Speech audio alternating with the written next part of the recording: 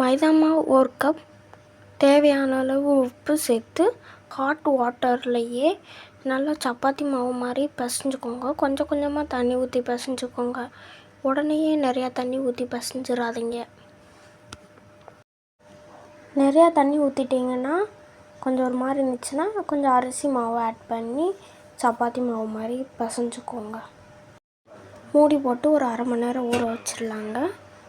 இந்த மாதிரி சாஃப்டான பதத்துக்கு ஊற வச்சுக்கோங்க. ஊறினதும் ரவுண்டாக பிடிச்சிக்கோங்க. குட்டி சைஸான ரவுண்டு கூட பிடிச்சிக்கிட்டு இந்த மாதிரி வச்சுக்கோங்க. அப்புறம் சப்பாத்தி கல்லில் போட்டு தேய்ச்சி எடுத்துக்கோங்க. நல்லா ஒல்லியாக தேய்க்கணுங்க. அப்போ தான் அந்த இது மடைக்கிறது கரெக்டாக இருக்கும்.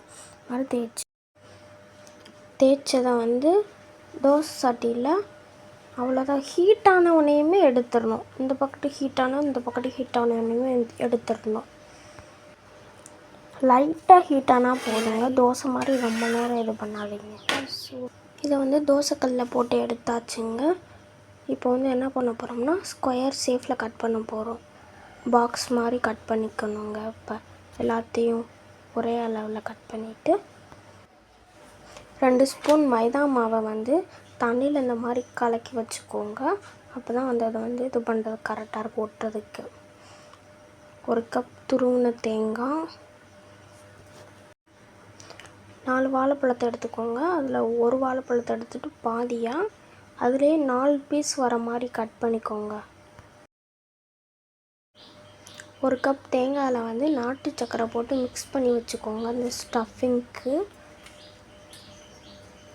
இப்போ அந்த பாக்ஸ் மாதிரி கட் பண்ணி வச்சுக்கோம்ல அதை எடுத்துகிட்டு ஒரு மூலையில் வாழைப்பழம் அப்புறம் நாட்டு சக்கரை போட்டு மிக்ஸ் பண்ணி வச்சுருக்க தேங்காயும் சேர்த்து நம்ம மடிக்கிற மாதிரி இப்போ மடிச்சுக்கோங்க.